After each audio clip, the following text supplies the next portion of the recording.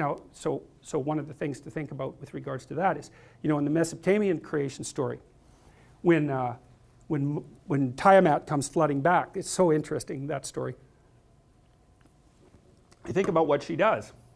So she's the archetype of error, let's say, the error that can take you out, that can dissolve you in salt water. Tears.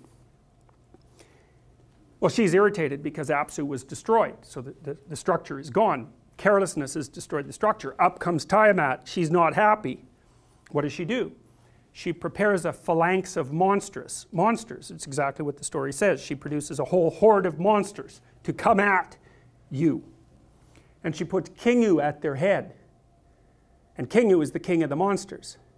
And later, so he's the ultimate bad guy. He's Satan for all intents and purposes. In the Mesopotamian version, it's out of him that Marduk makes human beings. It's out of his blood that Marduk makes human beings.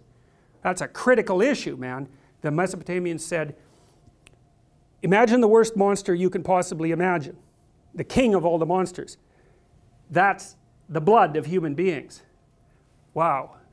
So what does that mean? Well, it means that one of the terrible things that lurks, let's say that you've been in a long-term relationship and it collapses. Let's say you had a tendency towards alcoholism. You weren't so great with regards to your drug use. You're not that conscientious. And you had like 4 or 5 kind of low rent affairs. And you know it. Your marriage collapses. Bang. Well, who do you first meet when you fall into chaos? You meet King of the Monsters. And he's you. It's like, why did my marriage fall apart? What did I do wrong? Bang, bang, bang, bang, bang. I did all these things wrong. Why? Because that thing inhabits me. What is it? Well, that's the most horrifying question, right? Well, that's why. So down there in the archetypal space, all these things lurk. The hero and the adversary. Well, you've just met the adversary, right? Well, maybe you were a tyrant. That's certainly possible. Maybe everything around you was chaotic. So what do you encounter when things fall apart? You encounter the adversary, you encounter the tyrant, you encounter the catastrophe of nature, and you encounter the dragon of the chaos. And they're all intermingled. You have to sort that out. That's what happens to Ellis when she goes down the rabbit hole, right? She meets the Red Queen. And the Red Queen is always running around. Off with their heads, off with their heads. And she says, in my kingdom you have to run as fast as you can just to stay in the same place. Right? Down the rabbit hole you meet the archetypes.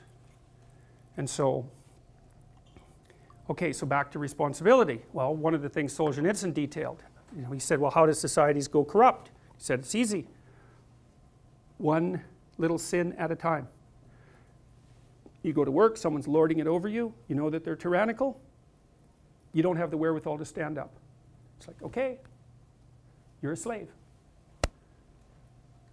And so if you continue to agree to be a slave, you will continue to generate tyrants. Right? And the only thing that can stop you from doing that, I think, is the right kind of terror. It's like, be careful what you give up. Because, and that's this logos. Okay, so all right, so that's this logos. The logos is the thing that enables you to mediate between order and chaos. And maybe you have to have some faith in that. It's like, well, what should you do if someone is harassing you? Well, you should fight back. Okay, what is that? What's the most effective way to fight back? Well, sometimes it's physical, but that's not necessarily for the best. Maybe it's through articulation. Maybe it's through analysis, right? You want to be sharp. You want to be able to decompose a problem. You want to be able to formulate an argument and a counter response. And maybe you want to be so good at that people don't mess with you to begin with.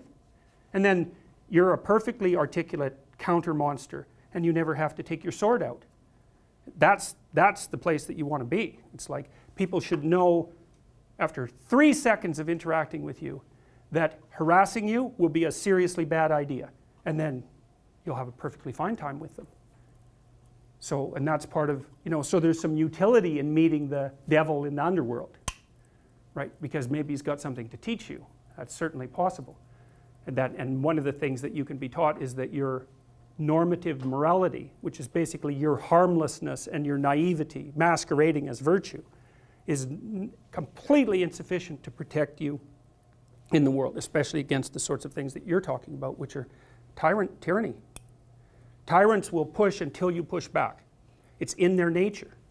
They don't have internal controls.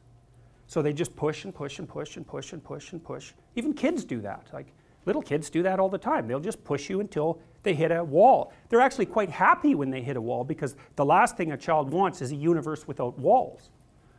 It terrifies them, right? They want to see, well, I'm in a swimming pool. There's an edge. They don't want to see, oh, this isn't a swimming pool. This is an ocean. I'm in the middle of an ocean. I'm going to drown. That's a terrible thing for children. And that's why they need discipline and structure, because it's consistency and predictability and routine and all the things that are extraordinarily helpful to